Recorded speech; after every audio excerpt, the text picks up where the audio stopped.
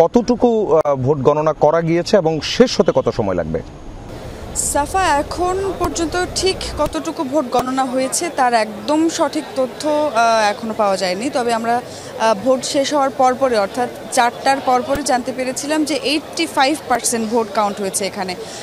তার মানে আমরা ধরে নিচ্ছি যে বেশ যতজন ভোটার আছেন এই কেন্দ্রে তার অধিকাংশ সংখ্যকই ভোট দিয়েছেন। এবং সকাল থেকে আমরা কিন্তু প্রচুর ভিড়ও দেখেছিলাম এখানে। একদম 7:30 নাগাদই লাইন লেগে গিয়েছিল এখানে, সেই অর্থে বেশ কিছু ভোটারও আমরা দেখেছিলাম। তবে এই কেন্দ্রে কিন্তু অন্যান্য কেন্দ্রে যেমন টুকটাক অভিযোগ পাওয়া যাচ্ছে, এই কেন্দ্রে কিন্তু এখনও পর্যন্ত সেভাবে আমরা সেরকম কোনো অভিযোগ পাইনি। ভোট কারচুপি বলি কিংবা অনিয়ম বলি, লাইন জ্যামিং বা যে ধরনের আশঙ্কা করা হচ্ছিল বিষয়গুলো নিয়ে, সেগুলো কিন্তু খুব বেশি এই কেন্দ্রের ক্ষেত্রে ছিল না। শেষ হতে কত সময় লাগবে আসলে এখনই খুব সুনির্দিষ্ট কোনো সময় বলতে পারছি না। তবে শুরুর দিক থেকে আমরা রিটার্নিং অফিসারদের সঙ্গে যোগাযোগ রেখেছিলাম এবং যিনি রিটার্নিং অফিসার ডক্টর গোলাম রাব্বানি, তিনি আমাদেরকে জানিয়েছিলেন যে 12টার আগেই আসলে ফল ঘোষণা করে দেওয়া সম্ভব হবে।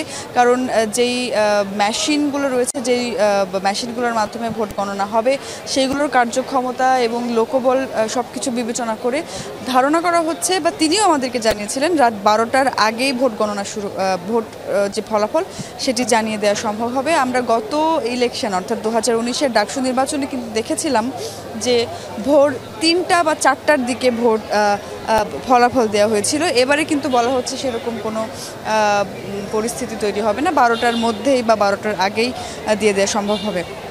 এখনও পর্যন্ত কোনো সহিংসতা কিংবা কোনো রকম বিশৃঙ্খলার খবর বা বিশৃঙ্খলার ঘটনা এখানে ঘটেনি, আমরা আশা করছি ঘটবেও না।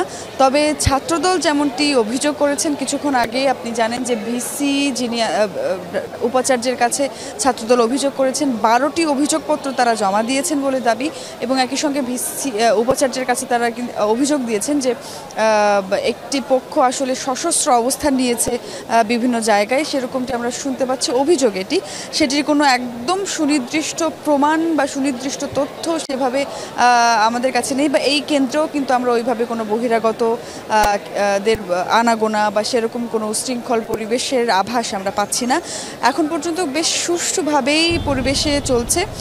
এলইডি স্ক্রিনে আমরা দেখতে পাচ্ছি ভেতরের অবস্থান, 4টি জায়গায় ক্যামেরা বসানো হয়েছে এলইডি স্ক্রিনে, এবং সেখান থেকে আমরা দেখতে পাচ্ছি ভেতরে কি চলছে। এখনও পর্যন্ত এলইডি স্ক্রিন একদম নিরবিচ্ছিন্নভাবেই চলছে। মাঝখানে ঠিক 1 মিনিট বা 2 মিনিটের জন্য কিছুটা সময়ের জন্য একটু অফ হয়েছিল এলইডি স্ক্রিন। ধারণা করা হচ্ছে যে সম্ভবত যান্ত্রিক ত্রুটি কিংবা যে কেবল আছে সেখানে আসলে কেবল সংযোগ কিছুটা দুর্বল হয়ে পড়তে পারে, কিছু সময়ের জন্য নাড়া লাগতে পারে কেবলে, বা যে কোনো কিছু হতে পারে। তবে আনুষ্ঠানিকভাবে কিন্তু সেইভাবে কোনো রকম বিশৃঙ্খলা কিংবা অভিযোগ কিংবা কোনো রকম অনিয়মের তথ্য। ধন্যবাদ আপনাকে। দর্শক, আমরা যেতে চাই আল আমিন হক অহনের কাছে। অহন আছেন সিনেট ভবনেই, যেখান থেকে আনুষ্ঠানিকভাবে ফলাফল ঘোষণা করা হবে সেই জায়গায়। অহন, এখনো পর্যন্ত কোনো কেন্দ্রের ফলাফল কি হাতে এসেছে কিনা, অথবা সব মিলিয়ে হল সংসদ এবং কেন্দ্রীয় সংসদের ফলাফল পেতে কত সময় লাগতে পারে?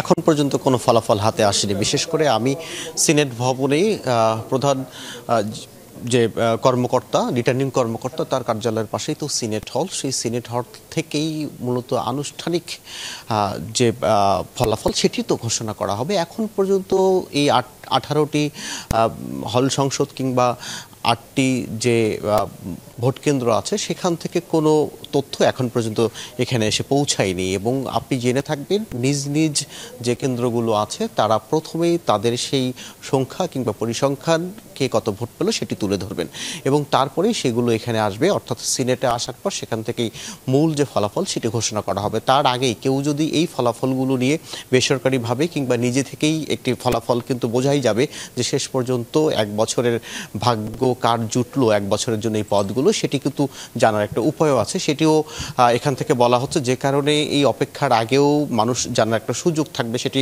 যদিও অসমর্থিত সূত্র কিংবা বেসরকারি সূত্র। তবে একেবারে শেষ পর্যন্ত পর্যন্ত যদি মূল ঘটনা কিংবা শেষ পর্যন্ত এই ফলাফল কে বিজয়ী হলেন সেটি জানতে হলেই সিনেট ভবনে সেটি 12টা নাগাদ, যেমন আমার আগের সহকর্মীও বলছিলেন 12টা নাগাদ লেগে যেতে পারে, তবে তার আগেও সেটি ঘটনা অর্থাৎ সেই ফলাফল দেওয়া সম্ভব। বিশেষ করে যে মেশিনে ভোটগুলো গণনা করা হচ্ছে প্রতিটি ঘন্টায় 4 থেকে 500 পৃষ্ঠা কিন্তু গণনা করতে পারেন, এবং কিছু মেশিন আছে যেগুলো আরও বেশি গণনা করা সম্ভব।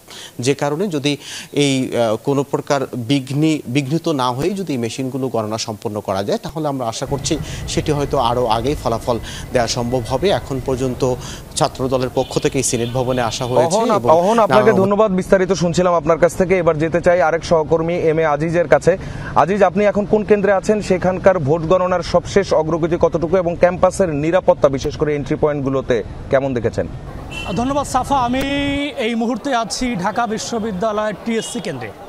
এখানে ভোট দিয়েছেন রোকেয়া হলের শিক্ষার্থীরা। 5341 জন ভোটার এই কেন্দ্রে ছিলেন।